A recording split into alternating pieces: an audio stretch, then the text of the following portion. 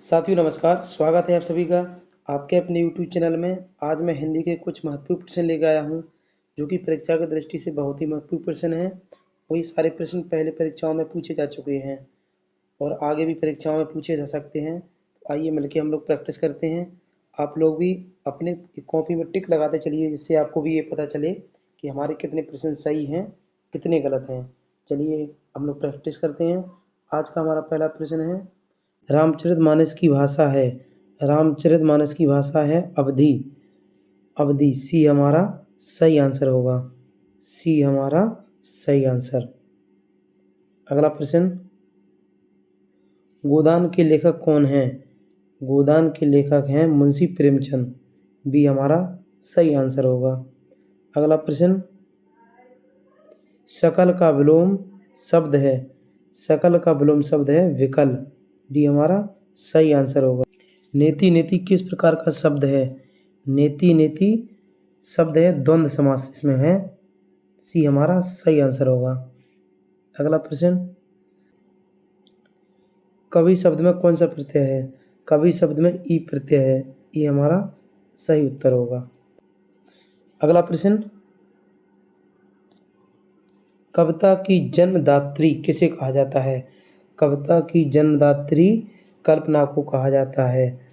B हमारा सही उत्तर होगा। अगला प्रश्न, श्रवण शब्द का विलोम है। श्रवण शब्द का विलोम होगा दृष्टि।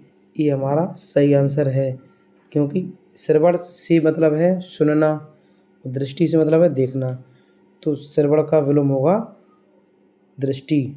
ये हमारा सही उत्तर होगा। अगला प्रश्न, नर धन इंद्र में कौन सा समास है? नर धन इंद्र में बहुब्रीहि समास है होगा। डी हमारा सही आंसर होगा। अगला प्रश्न, मनुष्य शब्द में कौन सी संधि है?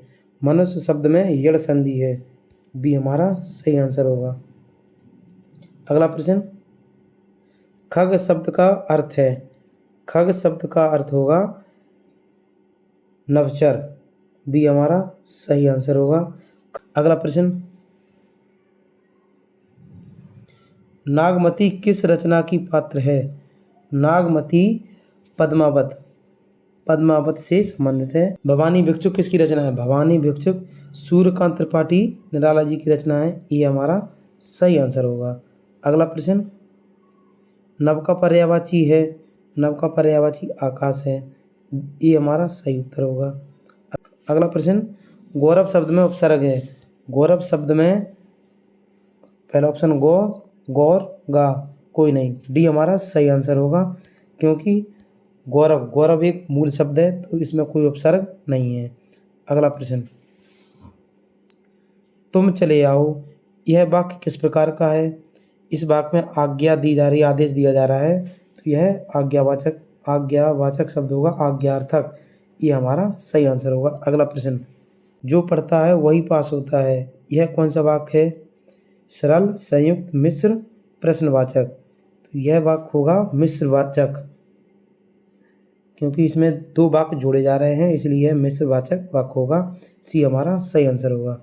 अगला प्रश्न, सर्वनाम का अर्थ है संज्ञा के स्थान पर प्रयुक्त शब्द को हम सर्वनाम कहते हैं। ये हमारा सही आंसर होगा। हाँ, अगला प्रश्न, रवि का पर्यायवाची नहीं है, तो रवि सूर्य का पर्यायवाची है, तो भानु भी सूर्य का पर्यायवाची है, आदित्य भी सूर्य का पर्यायवाची है, और भास्कर भी सूर्य का पर्यायवाची है। तो सुधाकर हमारा इसमें सही उत्तर होगा, क्योंकि सुधाकर चांद का पर्यायवाची, चंद्रमा का पर्यायवाची है। तो सी हमारा सही उत्तर होगा। अगला प्रश्न, मुझको में कौन सी विभक्ति है? मुझको में कौन सी विभक्ति है?